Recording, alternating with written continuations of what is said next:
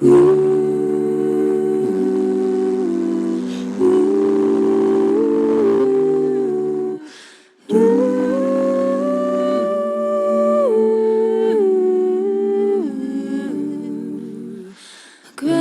is thy faithfulness, O God, my Father. There is no shadow of turning with thee. Thou changest not, thy compassions, they fail not. As thou hast been, thou forever wilt be. Great is thy faithfulness, great is thy faithfulness. Morning by morning, new mercies I see. All I have needed, thy hand hath provided. Great is thy faithfulness, Lord, unto me. Summer and winter and springtime and harvest, sun, moon, and stars and their courses above, join with all nature in manifold witness to thy great faithfulness, mercy, and love. Great is thy faithfulness, great is thy faithfulness. Morning by morning, new mercies I see. All I have needed, thy hand hath provided. Great is thy faithfulness, Lord, unto me. Great is thy faithfulness, Lord, unto me.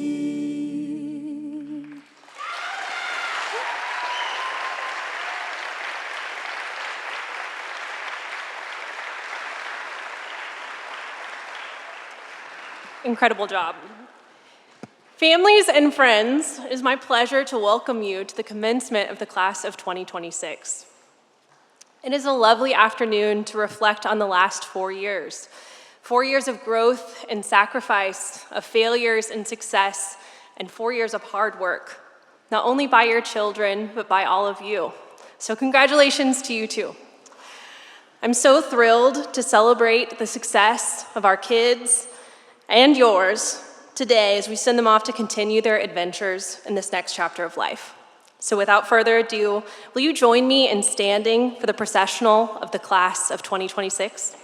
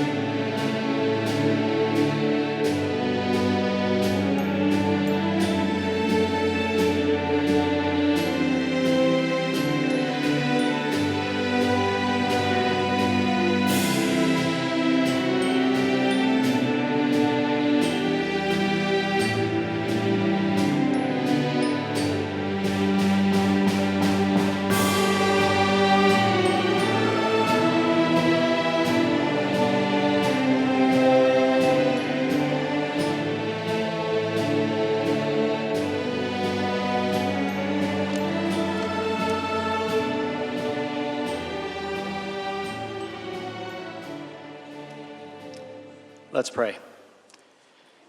Our Father in heaven, we acknowledge you and give you glory as the Lord Almighty of all creation, the most highly honored of all those we honor today.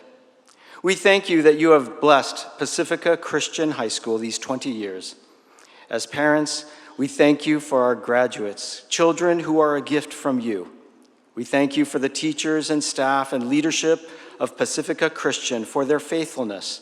May you keep them and bless them and draw their hearts and minds to you continually. Your blessings on Pacifica Christian are found in the very mottos that we have wisely chosen for the school: thinking well and living well, and gratia et veritas. You tell us in the very first chapter of Proverbs that the fear and reverence of you, Lord, is the beginning of knowledge. And again, the fear and reverence of the Lord is the beginning of wisdom. There can be no thinking well that does not begin with you. Is an education that does not begin with you, Lord, even an education? You say that it is not. As for living well, your Son, the Lord and Savior, Jesus Christ, told us that he came that we may have life and have it abundantly. He told us that you, God, loved the world thus, that you sent your only begotten Son, Jesus, that whoever believes in him should not perish, but have everlasting life. His death and resurrection purchased everlasting life for us, that we may join with the Apostle Paul to say, I have been crucified with Christ, and it is no longer I who live, but Christ lives in me. And the life that I now live in the flesh, I live by faith in the Son of God, who loved me and gave himself up for me. Which brings us to gratia et veritas, grace and truth. In the beginning was the Word, the Son of God, and the Word was with God, and the Word was God. He was in the beginning with you, God. Through him all things were created by you, and without him nothing came into being that has come into being. In him was life, and the life was the light of men. The light shines in the darkness, and the darkness did not overcome it. And the Word became flesh, the historical Jesus of Nazareth. He dwelt among us, and we beheld his glory, glory as of the only begotten from you, Father, full of grace and truth, gratia et veritas. And this is my prayer as we invoke this culmination of these graduates' time at Pacifica Christian, that you would have mercy on us all, that for your glory alone, soli Deo gloria, you would save every student, child, parent, relative, staff, and every witness to these proceedings through faith alone, sola fide, in Christ alone, solus Christus, by your grace alone, sola gratia, and that they would come to know this veritas, and the veritas shall set them free. In the name of the incomparable Christ we pray, and all God's people said, amen. You may be seated. First and foremost, congratulations, class of 2026. Let's hear it for them, parents. There we go.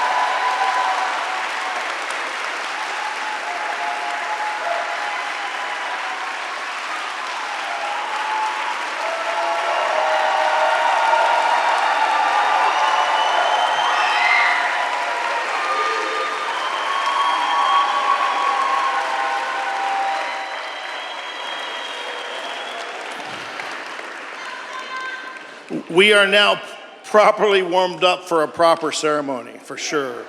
Because when they walked in, there was a little staleness in the room, a little kind of, I'm not sure if I should be sad or excited, probably both, right? But what's going to happen today? Let me take you through what's going to happen today. We want to start off with a little reflection, a little seriousness, right? And then work our way towards celebration. Like you just did, celebration. So can you do that with me? Can you be serious in the beginning and then celebratory towards the end and really let them know how you feel as they get their diploma and as they walk out into this new world? I hope we can do that. So that's the movement, that's the note for tonight, is celebration, starting in reflection. A few ground rules. Let's talk about a few ground rules. You know, parents, they're going to leave. They're going to move into dorm rooms. They're going to get on airplanes. In fact, I just took my daughter, my sophomore year daughter, to the airport this morning because she's flying off to do summer camp in Northern California. And on the way to the airport, we talked about class schedules for next year because last year she was calling me crying at 10 p.m. without any kind of internet reception. Dad, my schedule is due for next year in 2 minutes. I don't know what to do. I haven't signed up for classes yet. So on the way to the airport this morning, you better believe we talked about, are you good with classes? We talked about, do you have enough money? And we kind of set the ground rules for going away this summer. And so there's ground rules. Things like, who's paying for what? What about the electric bill? What about food? What kind of grades do I need to get? And then when I sat my oldest daughter down to talk about ground rules before she left for college, I said, hey, Lindsay, how often can we text? She said, Dad, once a month. And I swallowed my breath. And I said, once a month? Okay, we're good. That's once a month. That's great. I acquiesced politely and kind of joyfully, but inside I was dying. Once a month, how are you going to do this? These ground rules. So parents, students, you'll talk about these ground rules over the summer. We dropped her off in college. We unpacked her things, put the things in the dorm, and went to lunch. And as we left that day, her first day of independence, there were a few tears. There were some hugs. We drove away. In 1 minute into the car ride, I get a call from my daughter in tears. Dad, you can text me as much as you want. I had won the day. So there's ground rules to what's going on.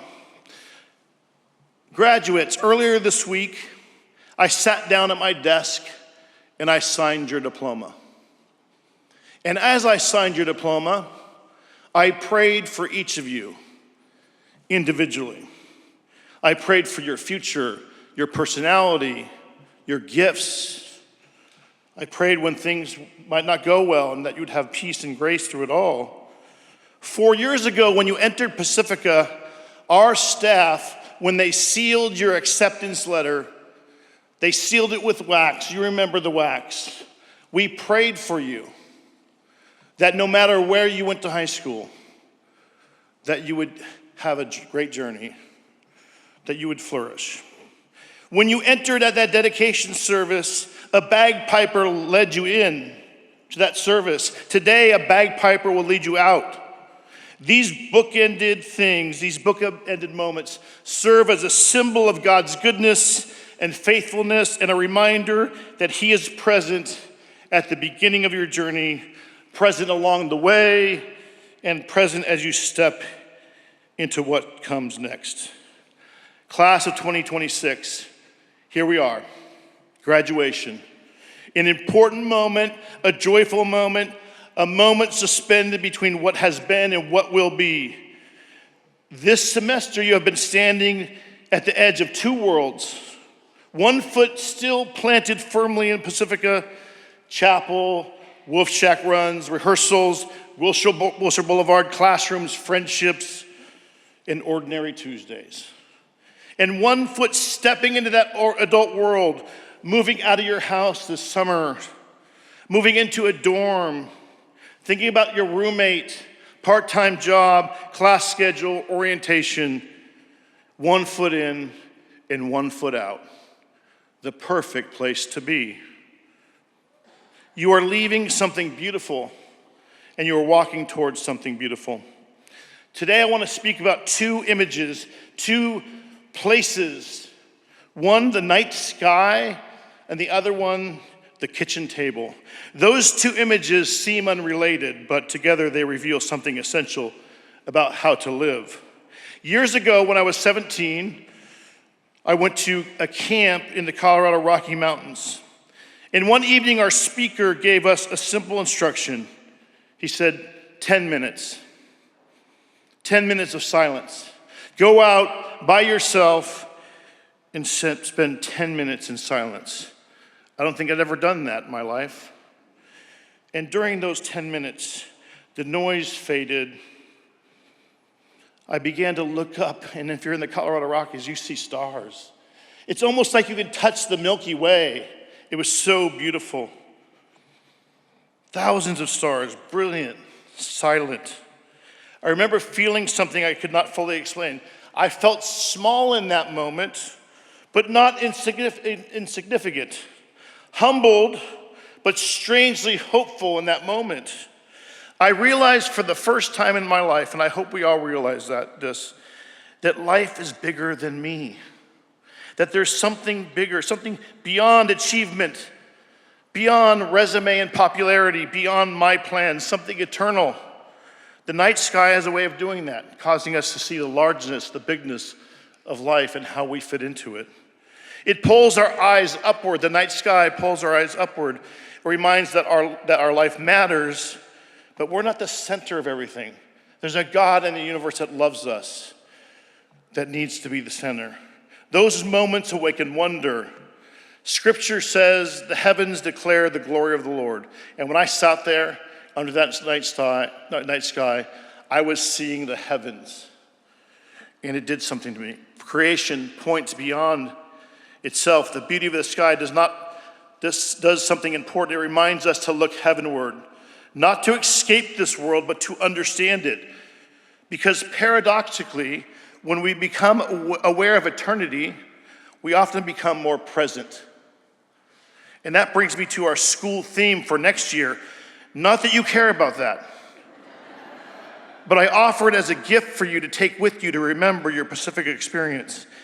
And Mr. K so eloquently introduced that theme on Tuesday night at the senior dinner. The theme is be present. Last year's theme was look forward to the future with hope. The year before, look back with thanksgiving. The year before that was look up to the eternal. This year coming theme is be present.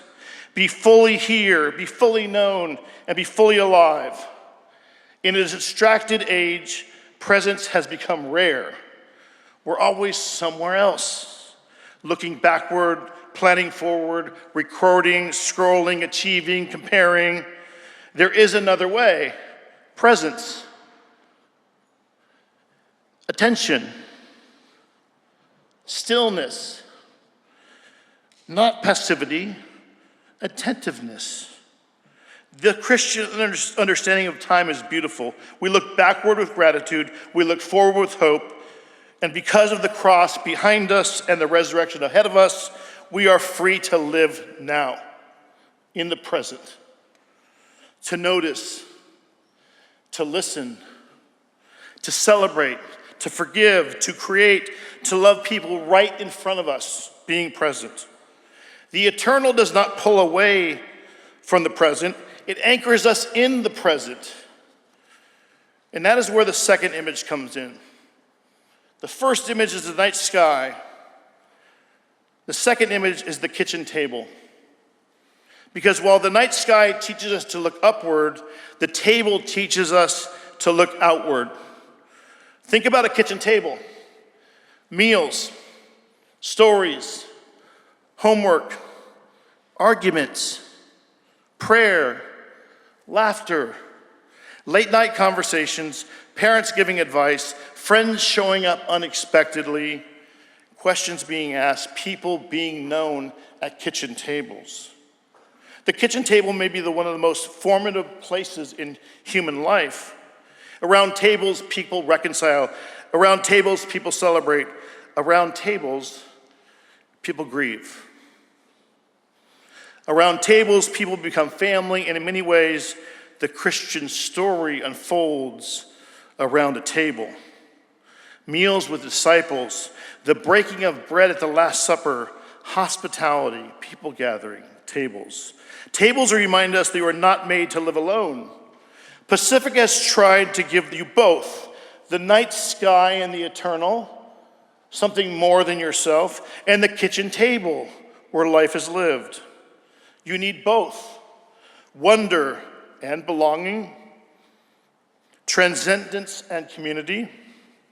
Without the sky, life becomes small. Without the table, life becomes lonely. We need the table and the sky. So class of 2026, do not settle for a small life. You were made for more, not merely to consume experiences, not merely to build a resume, not merely to curate an image. You were made for significance, for worship, for relationships, for courage, for responsibility, for joy. And most of those things are built quietly, not through viral moments, but ordinary faithfulness. One conversation, one friendship, one prayer, one difficult decision, one act of courage, one apology, one dinner, one day over time. The older I get, the more convinced I become that some of the greatest moments in life happen sitting across from another person. My closest friends and I from college have sat around a table every single Sunday for 35 years. And that presence has definitely impacted my life and the life of my family. So I encourage you to live the kind of life, the table life. So graduates, fight against isolation, fight against distraction, fight against cynicism, stay soft-hearted, stay grateful, stay connected, look up often, sit at tables often, practice presence, and remember one of the greatest gifts you can give another human being is your full attention, being present, fully here, fully known, fully alive. So in a few minutes, you're going to get your diplomas. And you're going to stand up here and we're going to cheer for you. And you're going to take a photo. And then you're going to march out and we're going to cheer as loud as we can as you march out. And then you're going to go in that courtyard over there. And for the last time as a group, you're going to take pictures. You're going to welcome grandparents and brothers and sisters and aunts and uncles and friends. And you're going to say goodbye. And as is my tradition at graduation, I will stand off in the corner and watch this goodness happen for the last time at Pacifica.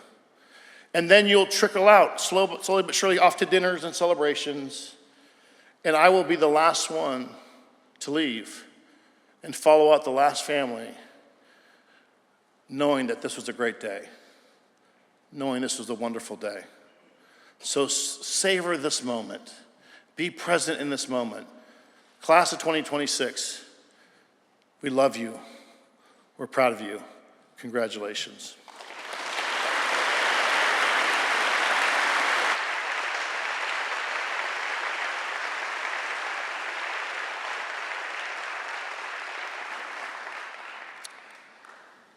The class of 2026's verse is Deuteronomy 31:6. Be strong and courageous. Do not be afraid or terrified, for the Lord your God goes with you. He will never leave you nor forsake you.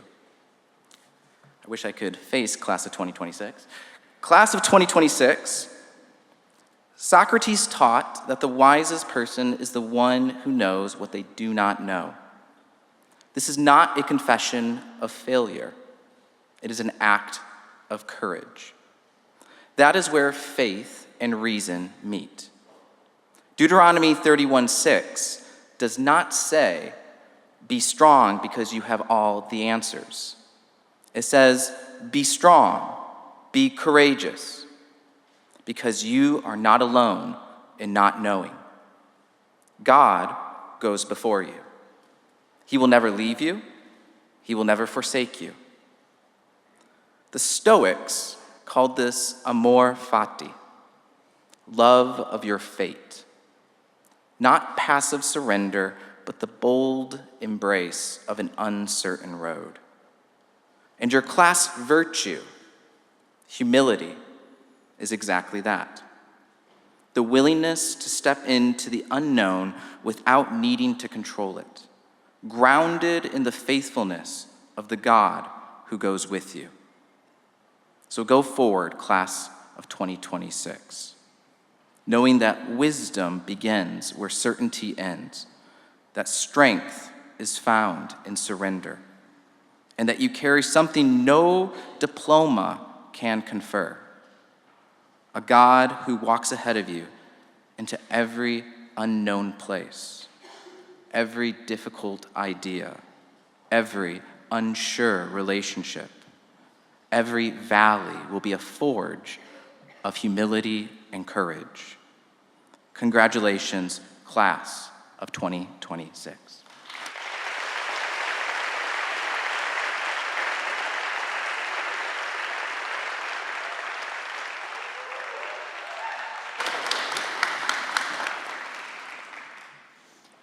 Greetings and salutations, relieved families, esteemed faculty, confused babies, and most warmly, my fellow class of 2026. It's an honor to stand here tonight with the opportunity to hold this microphone in front of all of you, so I'll do my best to use it responsibly. Before I begin attempting to turn a few personal stories into something that sounds like meaningful life advice, I want to extend my gratitude to those who gave me the voice to speak here today. To our parents and families, thank you for your encouragement, your patience, and for reminding us, sometimes very directly, that we still have a lot more to learn. To the faculty and staff, we are forever indebted to the time, care, and wisdom that you have invested into our lives, and of course, our resumes. And to my friends and classmates, you've given Pacifica not just a student body, but a soul that will stay with us long beyond the day we graduate. And more personally, I'd like to thank George Karagosian for being there through thick and thin, my family and brother for being both my biggest supporters and haters, and Jenna Kim for showing me what a best friend truly is. It's because of all of you that I have the privilege of standing here tonight to reflect on the glimpse of life we call high school. Now, at some point during these past 4 years, we have all said to ourselves at least once the familiar phrase, "I am cooked." For some of us, this moment might have been when Shelby caught you walking across the street instead of using the sidewalk as you awaited your immediate detention. For others, it was a couple days before college apps were due, only beginning paragraph 2 of your 47th draft of the personal statement. Maybe it was the random annotation checks in our English classes, as you begin contemplating whether getting an A in the class is still mathematically possible. And for at least one person, this moment might have been getting caught allegedly doing donuts in the school parking lot. At the time, those moments felt like disasters. They were something to avoid, something to escape as quickly as possible.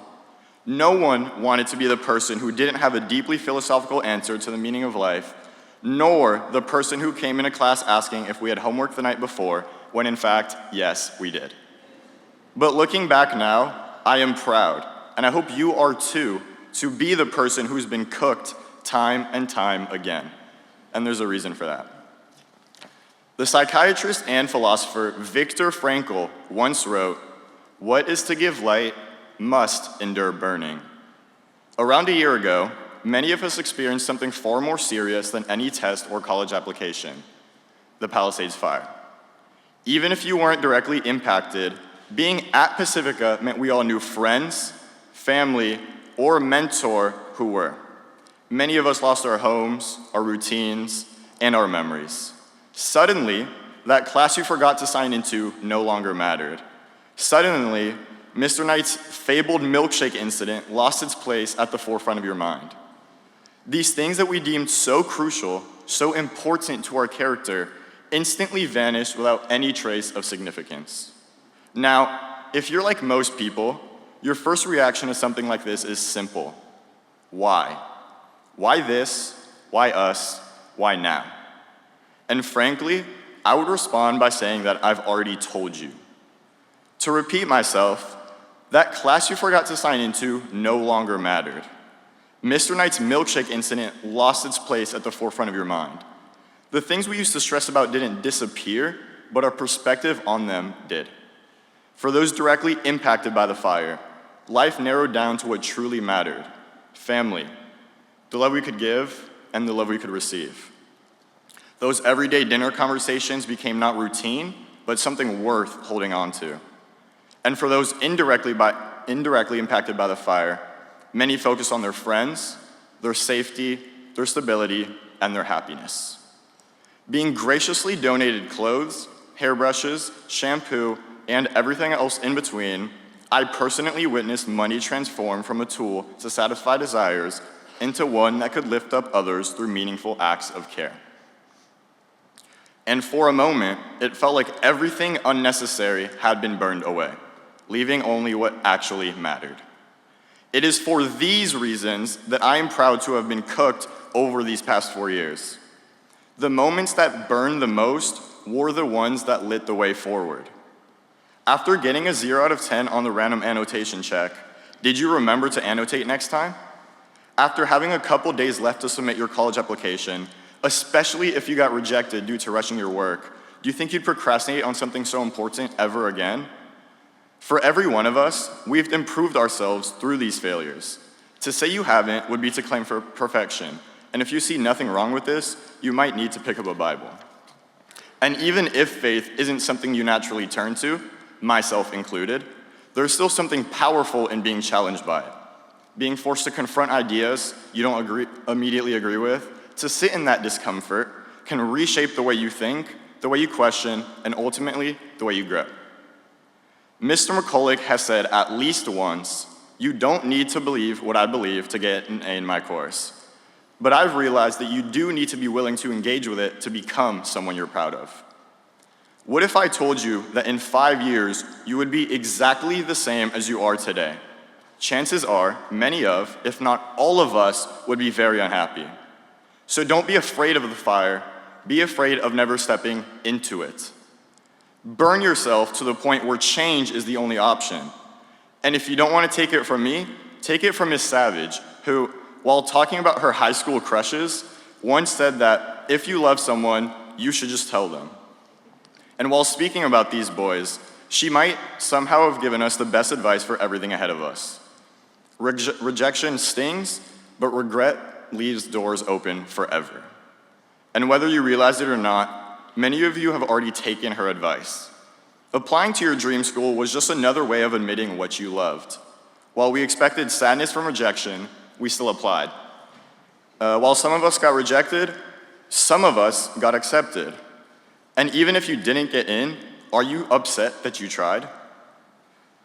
The people who succeed most in life usually aren't the people who avoided failure. They're the people who are willing to face it more times than anyone else. Winners lose more than losers ever will. So for our finance majors, go cold call that billionaire.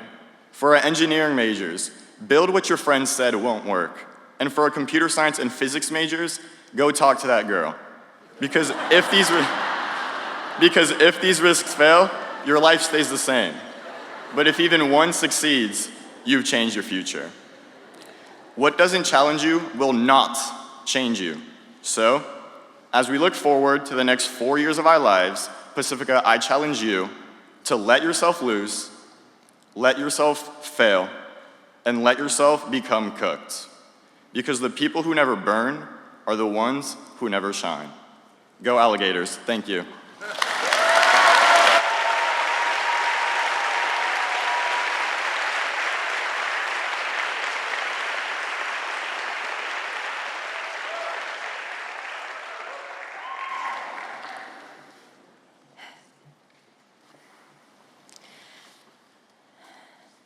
Good afternoon, class of 2026, beloved faculty, parents, and family. I'd like to start with a note. In your programs, it says that I'm the valedictorian. I'm not. That's Austin, who I think has like a 4.6, so yeah. Austin Orso, right there. Yeah, he's your valedictorian. Yay. Okay. I am honored to stand before you today and take a moment to reflect on our time at Pacifica and the exciting season that God has prepared for us. I promise I will not ramble for too long. This will not be like my 17-minute freshman English final presentation. I promise, Miss Miller. Standing here, I feel an overwhelming sense of gratitude. People tell you that graduating is exciting and bittersweet. While these emotions are assuredly present, I mostly feel blessed. Blessed to have attended Pacifica, to have had the experience of going to the school that I dreamed of since 6th grade. So I want to begin by simply saying thank you. Thank you to our teachers and staff. You have loved us well and cared for us deeply. And thank you, you have taught us how to think and live well. And thank you to our families, our parents, grandparents, cousins, aunts, uncles, godparents, and friends. Thank you for the unseen, thankless moments that made up 4 years of consistent support and care. We would not be here without you. I want to begin by reflecting not only on the virtues of the incredible education we have received, but also on the risks of it. C.S. Lewis, ever speaking the truth we sometimes don't want to hear, said, "Education without values, as useful as it is, seems rather to make man a more clever devil." There is a risk that comes with education. There is a risk that comes with providing young men and women with an abundance of knowledge. Knowledge can build up, but it can also puff up. Knowledge can be used to serve, but can also be used to bring others down on our way to the top. Without values, Pacifica and every other school runs the risk of graduating classes of more clever devils. But with proper principles, it has the invaluable opportunity to create people of integrity. Men and women who pair their abundance of knowledge with an abundance of discernment and are committed to the pursuit of virtue. Men and women who pursue excellence not for what it can give them, but for how it equips them to give to others. Which is why I'm so grateful. The past 4 years have been filled not only with the gaining of knowledge, but with the development of virtue. Everything Pacifica does as a school stems from the desire to pursue grace and truth. From Locke to cellular respiration, we have learned an abundance of knowledge at Pacifica. But the most important things we learned here cannot be found in a textbook. We came to Pacifica looking for knowledge, and we left with wisdom. Wisdom gained from Mr. Comer's Old Testament class, Pastor Trevor's talks at retreat, conversations on the night quad with Mr. K, and interactions with each other. We have grown together over the past 4 years, grown stronger and older, but most importantly, we have grown wiser. We are graduating not as a class of clever devils, but as a class of men and women who have learned to think and live well. We are not a product of our talent and performance, but of the lessons we have learned about who we are and who God is, lessons we have learned at Pacifica. Pacifica, first and foremost, has taught us the intrinsic value of learning. We came into this school wanting to prove something. Through our academic performance, artistic talent, or athletic skills, we wanted to prove that we possessed the skills necessary to contribute to the school, to better it with our presence. But, and I'm sure many of my classmates can attest to this, Pacifica softened us, which may be a strange statement to make about an academically rigorous college preparatory school, but it is true. We didn't understand it at first, but our teachers and our counselors wanted our well-being, not our perfection. Their desire was to see us become young men and women who sought after the Lord's heart before anything else. During sophomore and junior year, we started taking hard classes, not because we felt like we had to prove something, but because we wanted to be pushed by people who we knew had our best interest at heart. The joy of a class like AP Euro is not found in the curriculum, but it is found in the support of our classmates. It was found in the lunch study sessions where, gathered together, our weaknesses were supported by our classmates' strengths. Pacifica taught us academic humility by teaching us that the point of learning is not to impress, but to grow. It is more important to be honest and excited about the things that you do not know than to call attention to the things that we do. We have learned how to find joy in learning from our teachers. Mr. B, you taught us how to see the beauty in calculus notations. Mrs. Savage, how you relate everything we read to how it affects us as seniors has made us genuinely excited to read. And Mr. Comer, there you are. I write things that you've said in class in the margins of my Bible. And I have full confidence that all of us could say something like this about any one of our teachers we have formed, that have formed us throughout our years at Pacifica. Pacifica has also taught us the importance of investing deeply and widely in community. Any normal freshman is desperate to make friends. That's why the tree effect happens.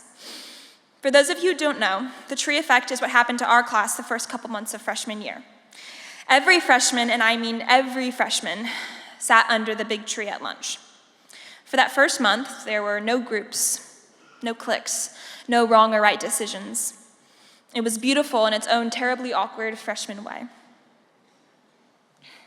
We can all recall that feeling of not knowing how to do high school, but knowing that at least we had a place where we belonged under this huge tree with 50 other people who didn't know what they were doing.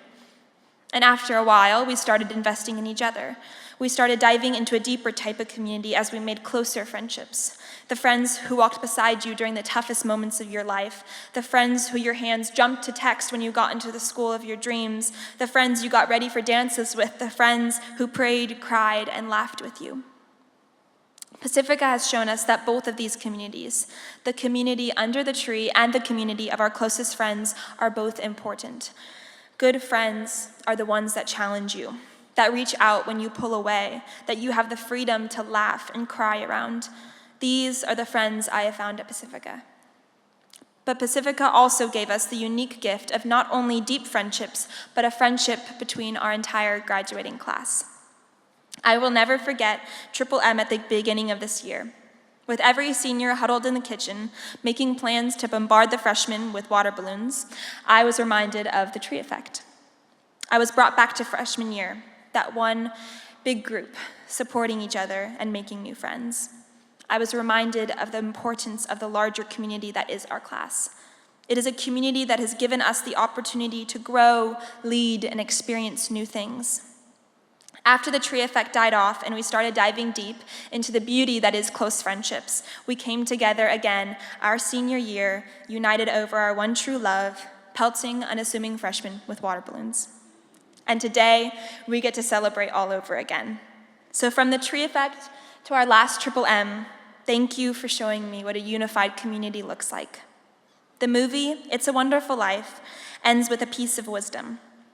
No man is a failure who has friends. Look around you. This is what success looks like. Pacifica also taught us to serve from an overflow of joy. I have been endlessly inspired by my fellow students and the faculty at Pacifica who have exemplified a servant's heart. The class of 2026 has always been a relatively chill class, as anyone will tell you. Calm, cool, and occasionally collected. And this isn't a bad thing, but it can, at times, be hard for calm, cool, and occasionally collected people to step up and lead. However, we did not let that stop us. The class of 2026 stepped up and, when given the opportunity to lead the school as seniors, accepted the challenge with joy. We have learned by working with each other how to serve from a place of joy, not from a place of obligation or furthering our own agendas. Pacifica's culture is fueled by students who lay down their time and resources to support our school. It is fueled by students emailing their teachers to get homework assignments early so they can stay up late setting up the stage for a musical or screaming their heads off at a basketball game. It is fueled by students who, when Mr. K tells them to run with an idea, truly run with it. It is fueled by students who work for something greater than themselves and greater than a grade. It is fueled by students who have a servant's heart. Pacifica culture is fueled by students who have an abundant life and choose to use it to serve. This is what Pacifica has taught us: to find value in learning, to be a good friend deeply and widely, and to serve from an overflow of joy. But in truth, these aren't lessons that ultimately come from Pacifica. They're lessons rooted in the wisdom of Christ. This is Pacifica's main virtue. While education without values creates clever devils, education backed up by proper principles reflects the nature of Christ. And it is only by encountering the nature of Christ that people of integrity are produced. Education backed up by values has the opportunity to create men and women who are seeking after truth, beauty, and goodness. My hope is that you have recognized that this isn't rooted in the glory of Pacifica, but the glory of Christ. My prayer is that you have felt the tug of Christ on your heart these past 4 years, that you have seen the way that our teachers care for us, the way that our class came together to serve others, the way that Christ was put at the center of everything we do as a school, and that you would be unable to come to any other conclusion except that God must love you. If these 4 years have taught us anything, it is that God is sovereign and He is good, even when we do not see it. When we stepped onto campus for the first time, He was writing our stories, and as we walk down the stage to receive our diploma, He is starting a new chapter. But one thing has not changed: His love. His love chased after us through the excitement of freshman year, the drama of sophomore year, the fires of junior year, and the wonder that is senior year. If you felt that tug, that sense that someone was pursuing you, yield. We have the opportunity to take the wisdom we've gained into this new, exciting season, but we do not go forward alone. We do not strive to be a good student, friend, and servant out of our own sheer willpower. Before you lean into your learning, friendships, or service, yield to God. You do not belong to your intellect, your popularity, or your resume. You belong to the Creator of heaven and earth. When you walk into your new school next fall, armed with the wisdom you gained at Pacifica, do not forget the most important lesson you learned here, and find people who will remind you of it. Can I take this mic out really quickly? Thank you. Class of 2026, wherever you go, always remember the Lord is with you. He is your shepherd. Remember the words He speaks over you right now and forevermore from Ezekiel 34. I myself will be the shepherd of my sheep, and I myself will make them lie down. I will seek the lost, and I will bring back the strayed, and I will bind up the injured, and I will strengthen the weak. And so, as you go, may the Lord bless you and keep you. May He make His face to shine upon you and be gracious to you. May He lift up His countenance upon you and give you peace. Thank you for a wonderful 4 years.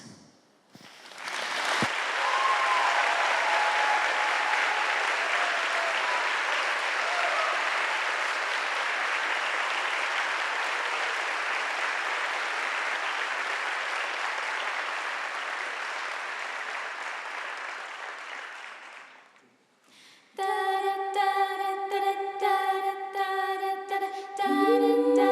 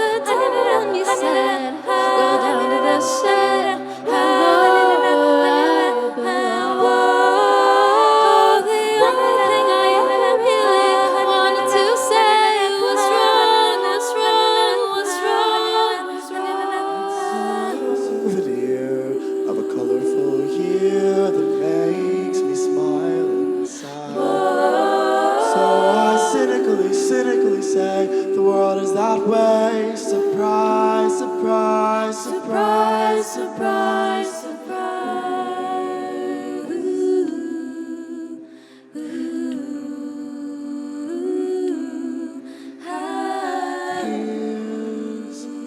where the story ends.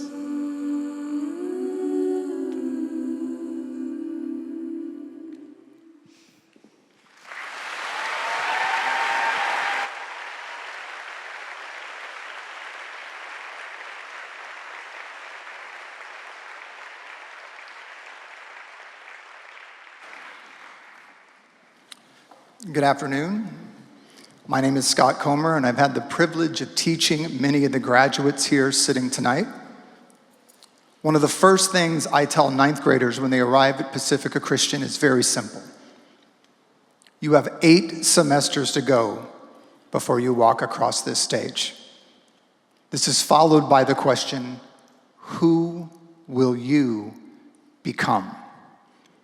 At the beginning, 8 semesters seem impossibly far in the future. Freshmen hear it while trying to learn the campus, meet new people, and navigate the unfamiliar rhythms of high school life. Graduation exists, if at all, is mostly an abstraction somewhere far off in the distance. And then, slowly, the semesters disappear. Years of seminars, homecomings, practices, playoffs, performances, chapel services, awards nights, and senior chapels form a rhythmic routine that once seemed endless and is now rightly revealed as ephemeral and will eventually quietly recede into memory. And somewhere along the way, graduation stopped feeling theoretical. It became real. Now words that were once aspirational have taken on flesh. Class of 2026, 8 semesters have come and gone.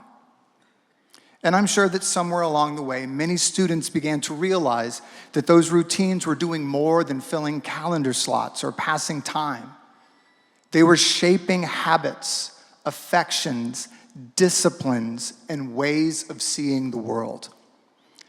And often, seniors, you did not fully recognize what you were receiving until you stand at a threshold like this one. Here, at those threshold areas of our lives, we hear old truths with new ears.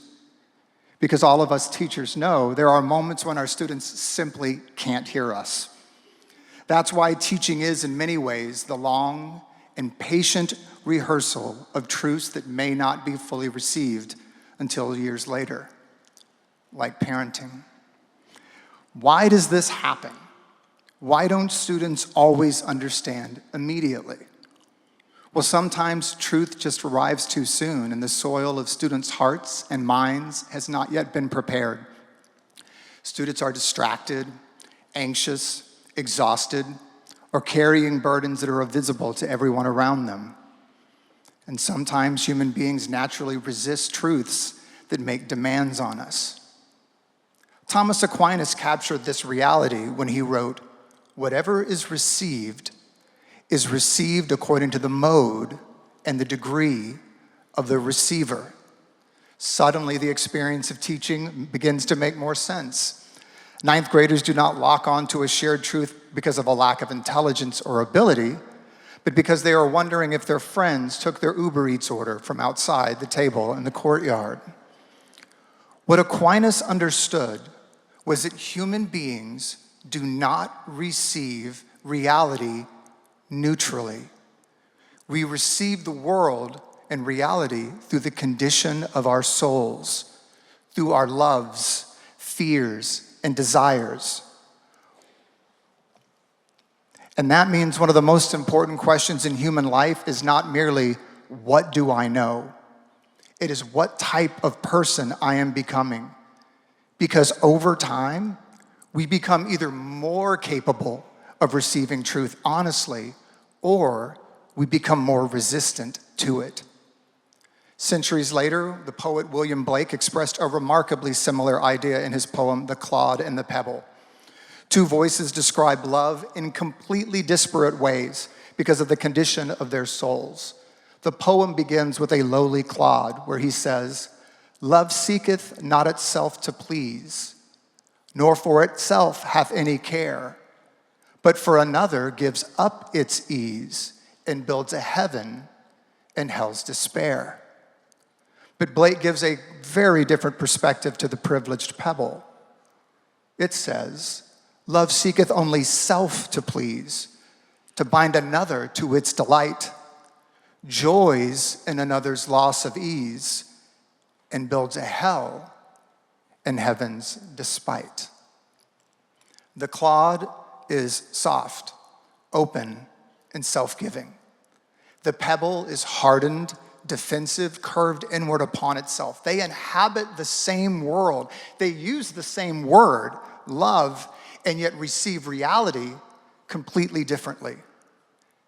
And ladies and gentlemen, this is not just poetry or philosophy, it is human life.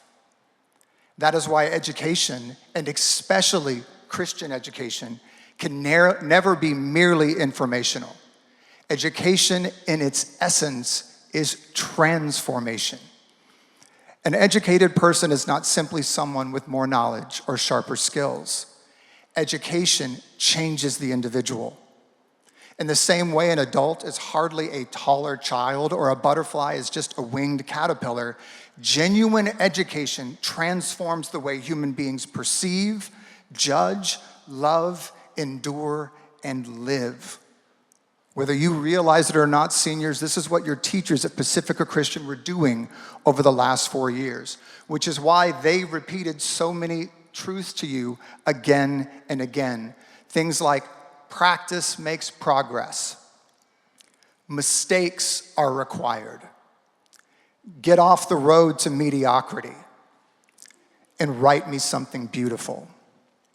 Now, as freshmen, many of you encountered Odysseus, a man formed not through comfort or perfection, but through wandering, suffering, perseverance, and repeated failure. The ancient world understood something that we often forget. Wisdom is usually acquired painfully. Many of you have had a teacher tell you, practice makes progress. And alongside that, another teacher offering something maybe even stranger, mistakes are required. At times, you probably interpreted those phrases simply as educational encouragement, something teachers say to soften the disappointment after failure. But they point towards something much deeper. One of the great lies of modern life is that the only meaningful currency in school and life is perfection. Perfect grades, perfect resumes, perfect bodies, perfectly curated lives. Christianity neither confuses holiness with human flawlessness, nor wisdom with the avoidance of failure. Only God is perfect. Your value, class of 2026, does not rest in your performance or your achievement. It rests in the fact that you were made in the image of God and are dearly loved by Him. We live in a culture that increasingly treats human beings like projects to perfect rather than souls to form. And the result of this is not often maturity, but anxiety and exhaustion. To this end, you later encountered Macbeth, a man who does not lose himself all at once, but gradually, choice by choice, compromise by compromise. The road to mediocrity is rarely dramatic. Many of you have heard a teacher remind you to get off the road to mediocrity. Mediocrity should never be confused with humility. Humility is denying yourself so you can receive something greater. Mediocrity is denying something greater so that you can protect yourself. Humility does not require the abandonment of excellence. Christianity does reject perfectionism, but it also rejects the wasting of gifts from God that you are supposed to steward wisely. Do not neglect them. I agree with Tris. So many people never attempt to be excellent because they are afraid of failing. If you don't try, you cannot fail. But one of the great tragedies of life is not failing while attempting something meaningful. These failed attempts can be redeemed for your ultimate good and for God's glory. The greater tragedy is refusing to become who and what you might have been because of fear and the need for comfort, and those things becoming more important than your calling. Seniors, the purpose of education was never merely to help you succeed. It was to prepare you for a life of truth, responsibility, and vocation. Yet vocation requires more than talent, ambition, or effort. It requires the ability to see reality rightly. Class of 2026, one of your English teachers often told you before Times writings to write her something beautiful. At first, many of you thought this advice may have been about diction, syntax, or stronger thesis statements. But over time, I suspect many of you began realizing that your teacher was asking for something so much deeper than elegant papers.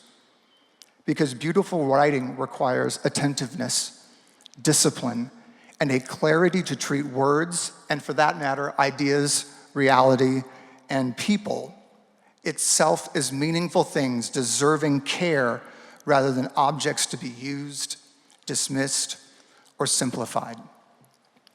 And perhaps that matters because truth and beauty were never meant to be enemies. If God is truth and the creator of the beautiful world itself, then both truth and beauty necessarily reflect his nature, which means learning to think well, speak well, create beautifully are not superficial things. They are part of learning to perceive reality rightly. And once human beings lose the ability to perceive reality truthfully, we begin to lose ourselves. As seniors, you saw this as many of you wrestled with Raskolnikov in Crime and Punishment, a man capable of extraordinary intelligence and reasoning, yet increasingly incapable of receiving reality truthfully because pride and ideology had distorted his vision of the world. Dostoevsky understood something deeply unsettling, that the greatest human crises are often not informational, but spiritual and moral. Human beings can become brilliant and yet profoundly lost. Addie spoke to this earlier with the phenomenon of the more clever devils. Others of you saw this in Flannery O'Connor's Misfit, From a Good Man is Hard to Find. He reaches a similarly terrifying conclusion. He's articulate, perceptive, even reflective, and yet something inside him has become deeply disordered. Because intelligence alone does not guarantee wisdom. Human beings need sharp minds, but they also need rightly ordered loves. Because intelligence alone cannot tell us whether a thing is worth loving. And that is why the most important question your teachers were ever trying to place before you was not merely what will you achieve, but who are you becoming? The world is always trying to shape our loves, fears, habits, and imagination. It will constantly attempt to tell us what matters, who should be loved, and what kind of life is worth pursuing. Much of that type of formation happens quietly through comfort, distraction, entertainment, and habit. And remember, no human being becomes something in isolation, which means adulthood requires more than intelligence. It requires intentionality. Class of 2026, over the last 4 years, your teachers have tried, imperfectly, but sincerely, to place certain truths before you again and again. That truth matters, that beauty matters, and that the soul is shaped by what it learns to love. Because no one drifts accidentally towards wisdom.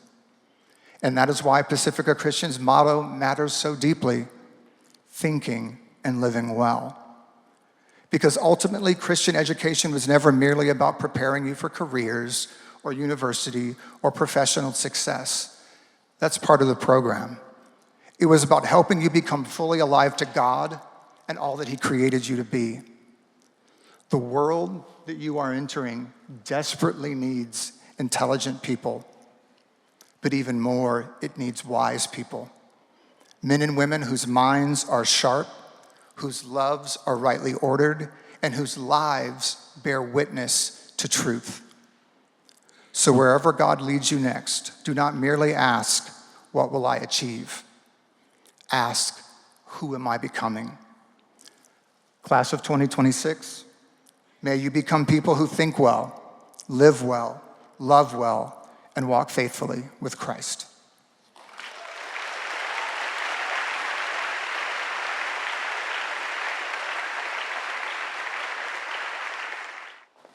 Thank you, Mr. Comer. Thank you, class of 2026. Hey, could we give Mr. Comer, Addie Mel, Tris Carroll one more round of applause? That was great.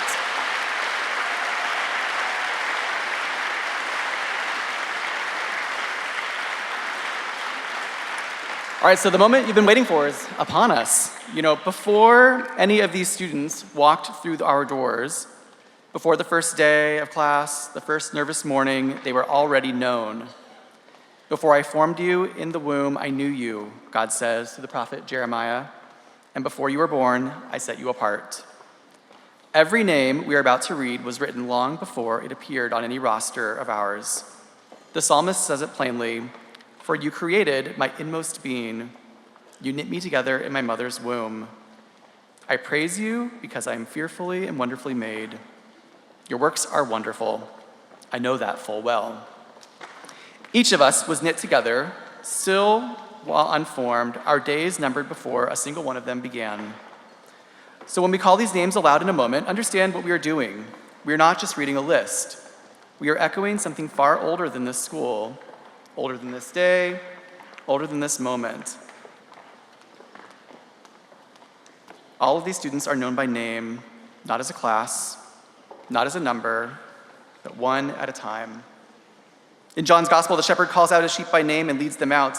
I love that line because it holds both halves of this afternoon. He calls them by name and he leads them out. That is the commencement. The words have never meant ending, it means beginning. To be named is to be sent out of these halls into whatever comes next, carrying a name that was spoken over you before time began and is spoken over you still. Graduates, you have always been known. Now the world is about to hear your names. Let's begin.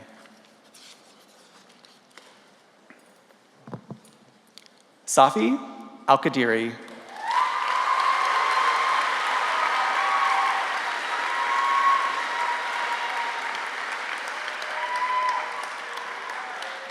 Darren Bobity Awili.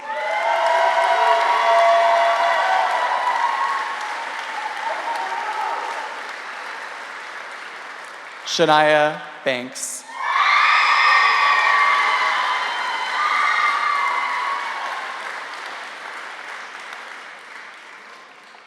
Simone Banks.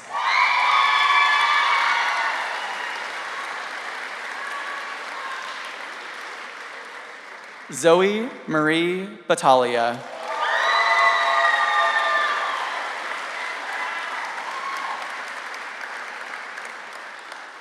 Olivia Violet Blake.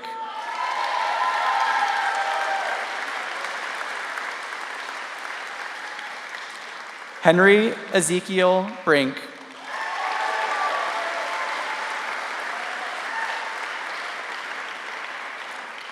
Langston Elijah Brown.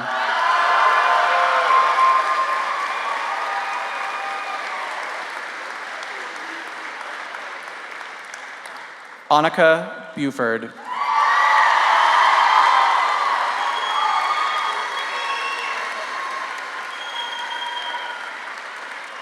Tristan Louis Carroll.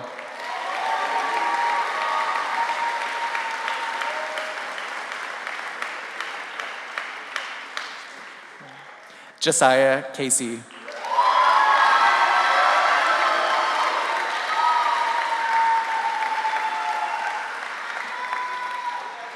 Valerie Chemal-Papoka.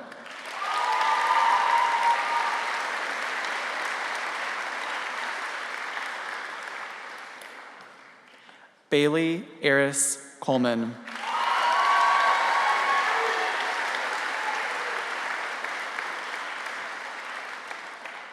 Ava Trinity Cristobal.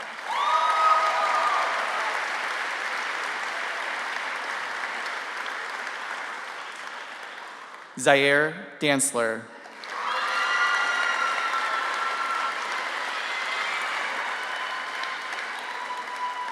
Jaden Xavier Garcia Hagavort.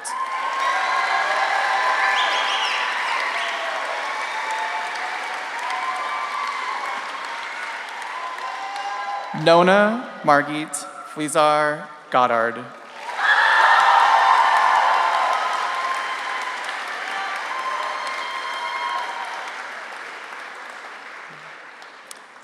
Ty Elise Hampton.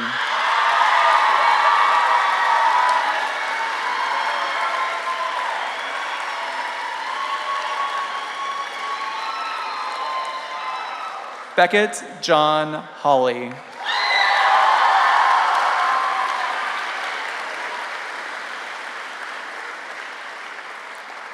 Luz Hernandez.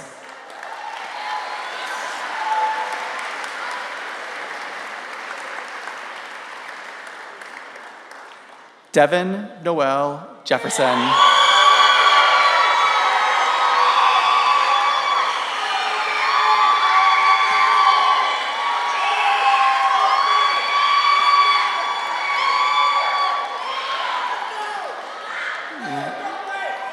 London Tajon Johnson.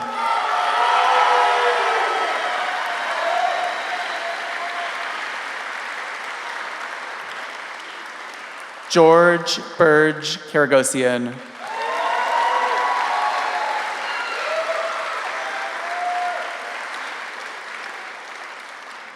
Jenna Yenna Kim.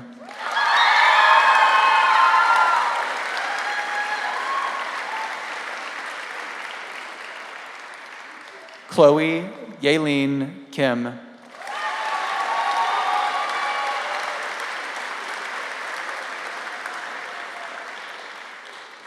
Felix Chen-Shi Lan.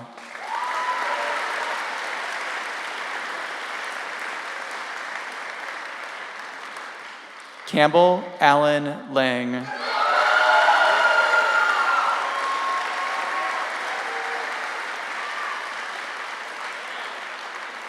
Davis Richard Lee.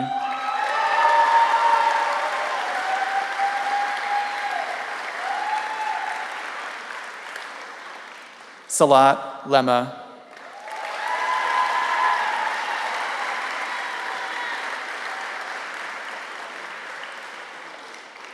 Aurora Rochelle Malerba.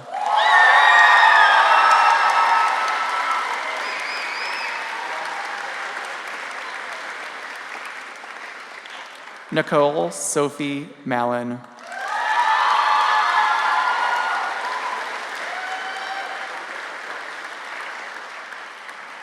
Addison Elaine Mel.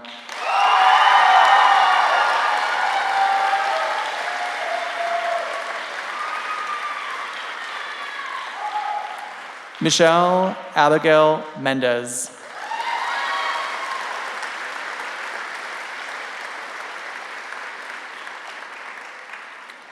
Ashlyn Nicole Messenger.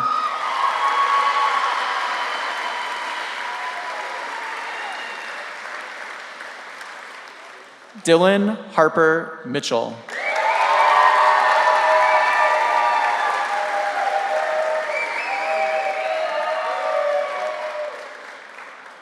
Jeffrey Molina.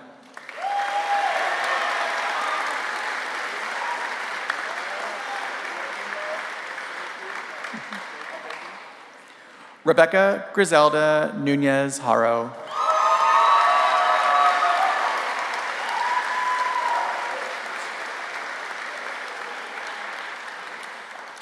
Austin Bortolo Orso.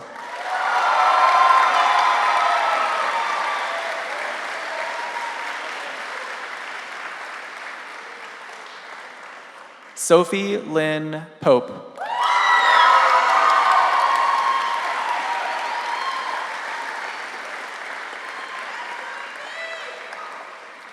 Catherine Diane Reagans.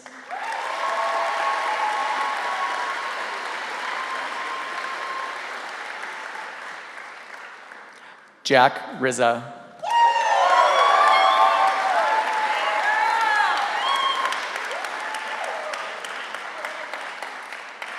Daniel Alexander Roberts.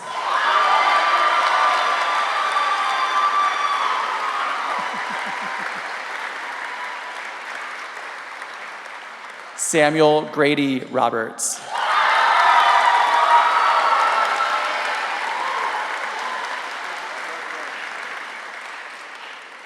Sean William Sanders.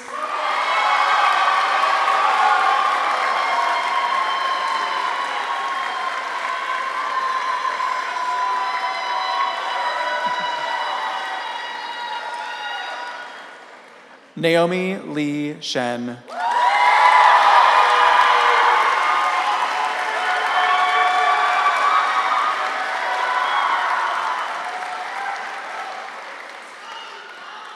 Califia Iomide Smith.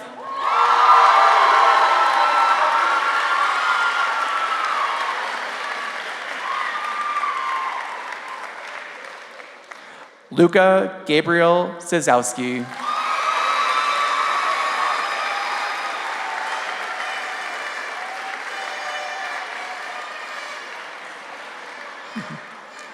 Luca Conway Barami Tabar.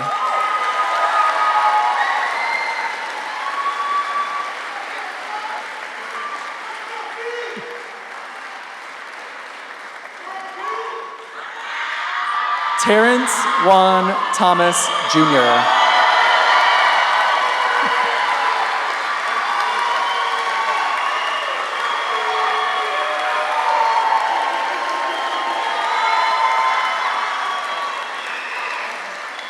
Jude Casimir Sebastian Torin.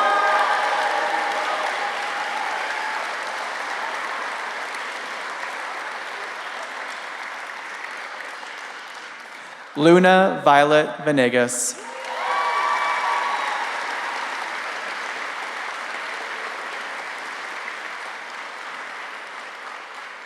Luisa Caroline Arna Serra Vinca.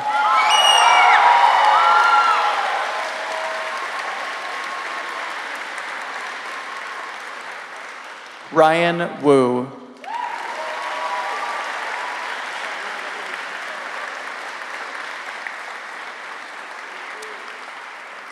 Alexander Kalinov Yordanov.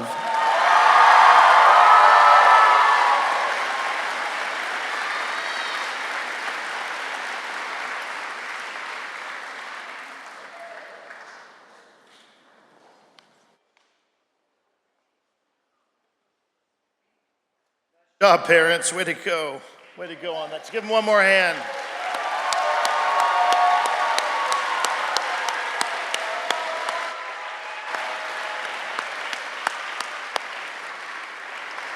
Mr. Chairman, with thanks to God for his grace and truth, I recommend to the Board of Trustees, upon the recommendation of this faculty and administration, the joyful award of a Pacifica diploma be given to these graduates in recognition of their successful completion of the course of study prescribed by the faculty. Thank you, Mr. Knight.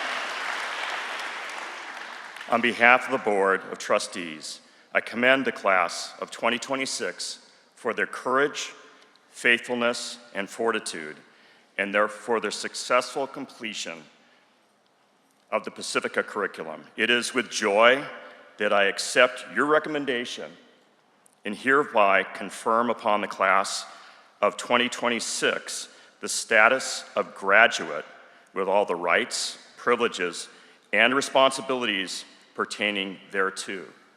Congratulations.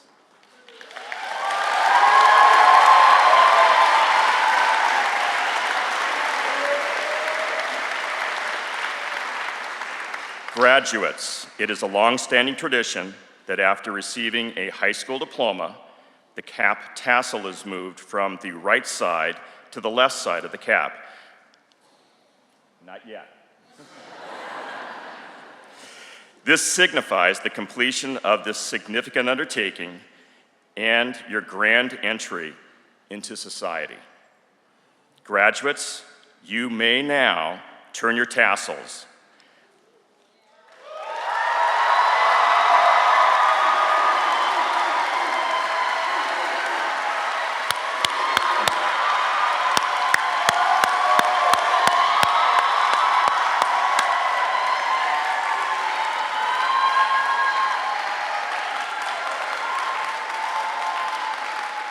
Ladies and gentlemen, I present to you Pacifica Christian High School, the class of 2026.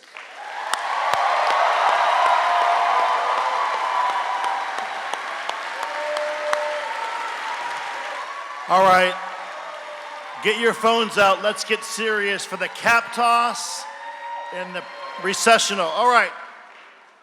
On the count of three, we're going to throw your caps up and have a big celebration. You guys ready for this?